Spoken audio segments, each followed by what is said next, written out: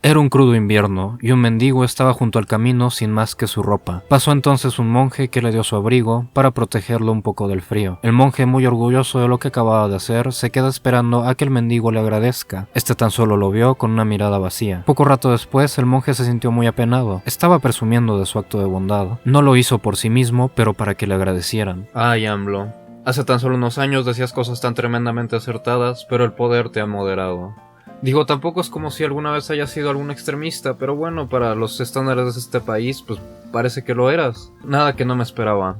Total, las declaraciones de AMLO hace unos días nos dan una buena ocasión de hablar de cómo vemos a la pobreza y a la caridad en México. Tal parecería que la pobreza en México es algo cultural, que un México que no sea pobre ni desigual simplemente no es México. Así que empecemos con un ejemplo. Doña Sofía, que ya no me acuerdo ni cómo se apellida, que nota en su espléndido privilegio que México es el único país donde si alguien se te acerca a pedirte limosna, le contestas, no, gracias.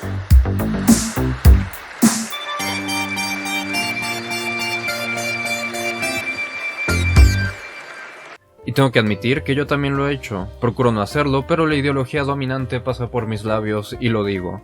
La explicación podrá muy bien ser que es un simple reflejo el decir no gracias a cualquier solicitación en la calle, por educación, pues. Pero jalémonos el cerebro y vayámonos a las olimpiadas de gimnasia mental. Ese no gracias es subconsciente. No tiene lógica alguna que cuando se nos pida algo agradezcamos un favor que no queremos que se nos haga. No estamos agradeciendo nada. En todo caso, el que debería de agradecernos es la persona cuando le damos algo, o cuando, como el monje, le ofrezcamos una cobija y para no aceptarla nos diga no gracias. Pero la cosa es muy común, tanto que se pueden hacer chistes sobre ello en Netflix. ¿Sería posible que de hecho muchos mexicanos y gente no son para nada racionales? Sí. ¿O que hay algo más que se nos está escapando en ese no gracias? Elaboremos algo que nos permita decir ese no gracias con total lógica. Para que ese no gracias tenga sentido es que la otra persona de hecho nos está haciendo un favor. Entonces, ¿qué favor nos está haciendo el limosnero? ¿El aceptar limosna es hacer un favor? Parecería entonces que tenemos algún tipo de substrato inconsciente que compartimos muchos mexicanos que nos hace ver a la limosna como un favor. Así que revisemos la historia de México y tal vez ya encontramos algo.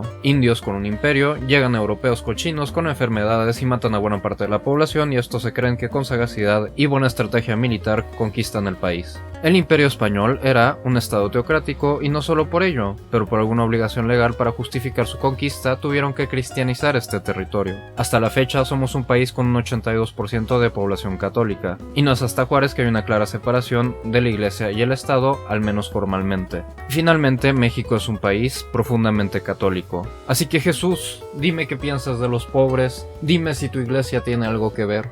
Hijo mío, es más fácil que un camello pase por el ojo de una aguja que el que un rico entre al reino de los cielos. Ah, pero mi señor, ¿puede nuestra iglesia dejar de beneficiarse del rico piadoso?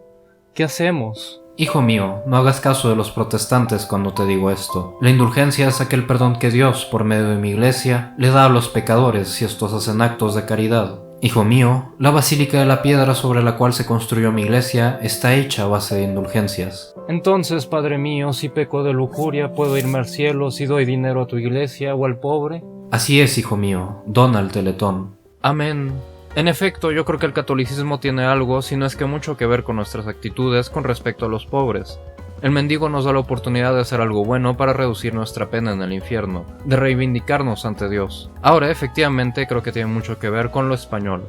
Seguramente tú, espectador, en tu pueblo o ciudad tienes alguna iglesia barroca cerca, rococó o churrigueresca incluso. Este estilo, el barroco, por bello que sea, nace en un contexto histórico particular, la Contrarreforma, respuesta pues a la Reforma, es decir, a ciertas discusiones teológicas entre cristianos, y parte importante de los puntos de Lutero son precisamente estas indulgencias.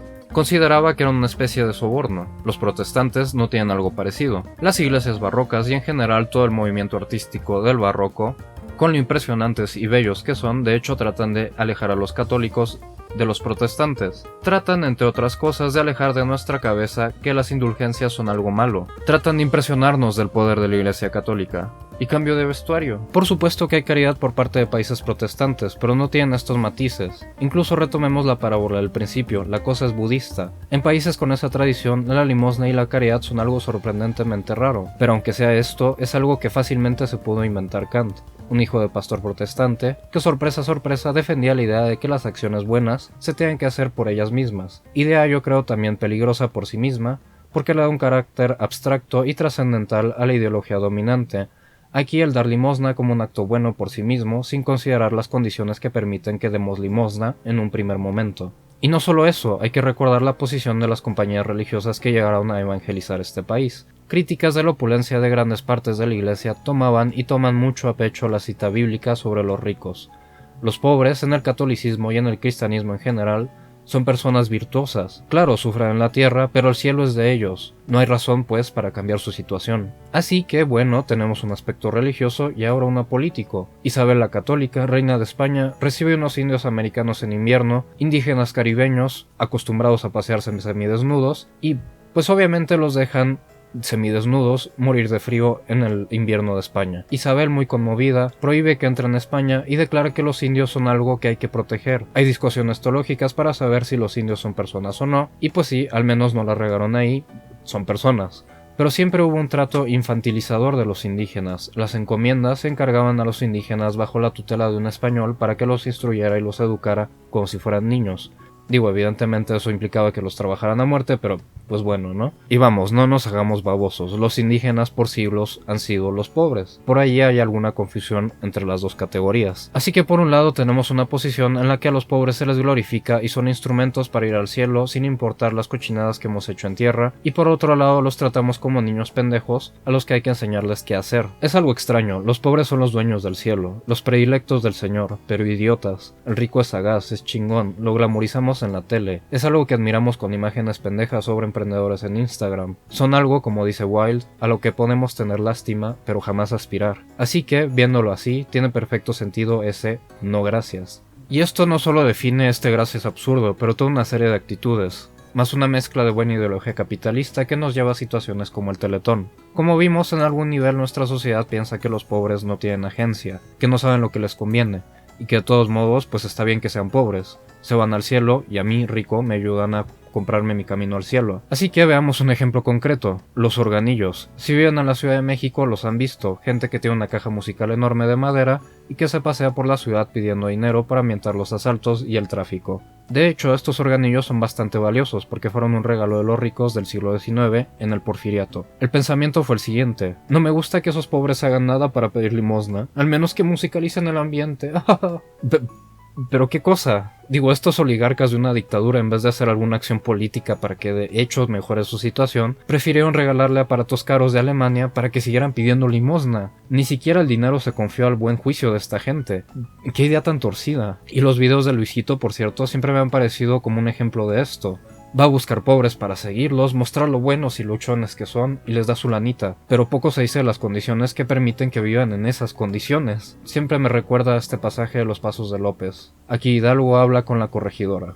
Mire las casas de la gente pobre, qué bonitas son, ¿verdad? Son muy sencillas, pero están muy arregladitas. Si usted se fija, en ninguna falta una macetita con flores. Era otro cerro, en el barrio de San Antonio, un apiñamiento de casas con adobe con cercas de nopal. Había montones de estiércol, humareadas, hombres dormidos, mujeres cargando rastrojo, niños jugando en el lodo, perros ladrando. La corregidora exclamó: ¡qué dignidad hay en la pobreza! Pero bueno, ahí no hay mala voluntad. En México no hay que humanizar a los pobres, eso ya lo hicimos desde hace siglos. Hay que mejorar su condición y reconocerles que no son menos que cualquiera, que no hay que protegerlos contra sus propias decisiones. Pero bueno, el Teletón. Aquí la cosa es más difícil. Por supuesto que está bañada de esto y ahora le voy a echar mierda, pero no hay que negar el aspecto positivo de la cosa. Seguramente el Teletón ha hecho maravillas para la vida de algunas personas. Varias personas con discapacidad han visto su vida mejorada por ellos. Incluso las acciones de una señora de Polanco de las Lomas dando limosna, o de un Luisito siguiendo y dando dinero a tal o cual marginal, seguramente les mejora el día o incluso el mes. Aquí no voy a discutir esa bondad, pero la estructura que permite que mientras se hace cochinada y media, trata de pedir indulgencia, incluso interesada, con gestos así. Así que Wilde, Dime qué tiene de malo el Teletón y la filantropía burguesa. Sus remedios no curan la enfermedad, únicamente la prolongan. En efecto, sus remedios son parte de la enfermedad. Esto no es una solución, es una agravación de la dificultad. El objetivo correcto es el reconstruir la sociedad en bases sobre las cuales la pobreza sea imposible, y las virtudes altruistas han realmente impedido que se lleve a cabo este objetivo. Esto también tiene que ser dicho. Es inmoral el uso de la propiedad privada para aliviar los horribles problemas que resultan de la institución de la propiedad privada. Es inmoral e injusto. Así, nada menos esperaba de un noble inglés del siglo XIX, pero tiene un punto.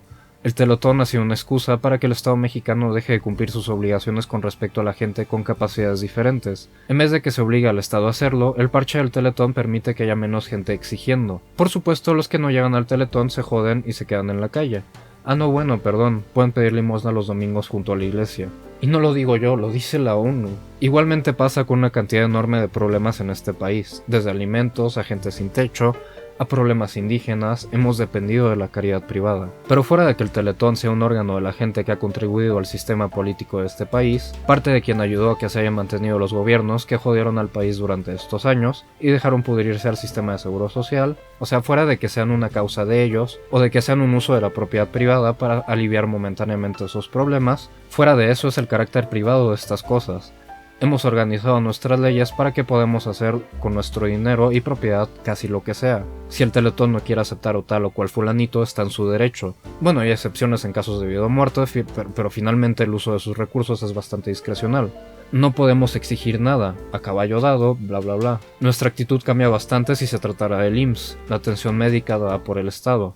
Más que indignación, tenemos instrumentos legales para que se atienda a tal o cual persona. A esto hay que agregar que esta indulgencia es tremendamente perversa en la manera de conseguir los fondos y de su utilización. De lo primero, Televisa no es un rico dando su dinero para ayudar a los niños discapacitados, no, es un simple recolector. Es el tipo que pasa la charola en la misa, una charola con conciertos, bailes y transmisiones en vivo, pero al final del día, una charola. Total, aún así la cosa cuenta como indulgencia. Lo mismo sucede con respecto a los redondeos del Oxxo y del supermercado. Tú eres el que les está pagando su boleto al cielo a esta gente. Les das dinero para que hagan algo bueno, y para acabarla de fastidiar cuentan estas donaciones como elementos para deducir impuestos, ya sabes, impuestos que pueden ser usados para de hecho mejorar el sistema de seguridad social. Pero hablemos de otra consecuencia de la actitud paternalista que se tiene frente a la pobreza, la reacción ante el que quiere cambiar esta situación y las opiniones sobre políticas que realmente cambien las condiciones que permiten la pobreza. Pues estos pobres no saben lo que les conviene. Si es que toman la iniciativa de mejorar su situación con protestas, acción política, votando por mesías tropicales, dejan de ser estos pobres buenos y dignos, pero chairos. Y cómo no, no solo estos jodidos se rebelan a nuestro sabio paternalismo, nos quieren dejar sin la oportunidad de que Dios nos perdone nuestros pecados, y más aún, nos quieren quitar privilegios. La respuesta la vemos en todo su esplendor con cosas como la marcha fifí, las burlas y descalificaciones constantes, o incluso en este artículo en Milenio hecho por un tal Patán. Un Julio Patán. Dice sobre las recientes sencillas de grandes funcionarios públicos, el presidente, por ejemplo. ¿Y dónde se origina esta tendencia? En parte en tics culturales muy arraigados. De Pedro Infante a la India María a las telenovelas, nos hemos acostumbrado a entender la pobreza como virtud. Pero hoy la tendencia viene sobre todo de las élites políticas. De lo verbal, por supuesto, lo del pueblo bueno. El culto a la miseria, que efectivamente es un síntoma del populismo, es veneno puro. Lo es porque implica un mensaje de odio. Si la pobreza es virtud, su reverso, la prosperidad, lo fifí, es el vicio. Pues sí, resulta que siglos de glorificación de la pobreza regresa y para hacernos a todos pobres, para vilificar a los fifís. La cosa ya es como una banda de Moebius, ¿no? Tenemos un tipo de derecha que ante un gobierno que al menos en discurso quiere mejorar la situación de los pobres, que ganó el voto con eslogans como primero los pobres, lo que hace es perpetuar la pobreza. Si el jodido toma en las urnas la cosa en sus manos y protesta, lo que hace es de hecho perpetuar la pobreza. Por supuesto que no sabe. Claro, lo que hay que hacer es presumir de la riqueza para que nos admiren estos jodidos. Mandarlos, darles limosna aunque nuestra clase social se haya hecho rica a su costa y no cambiar nada.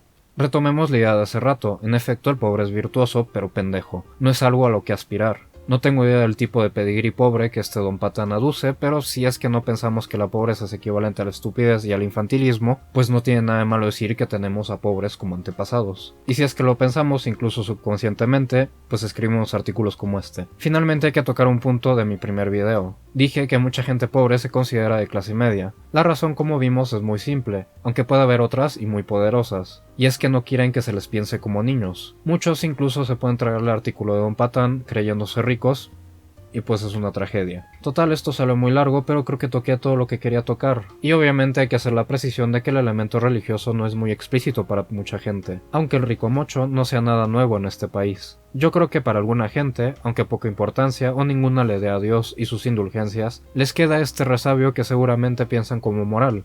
Las ideas sociales, aquí las religiosas, como vimos con Kant, por más razonadas que estén, se cuelan a cómo pensamos lo moral y lo ético. Conclusión de todo el video, hay que abolir la propiedad privada.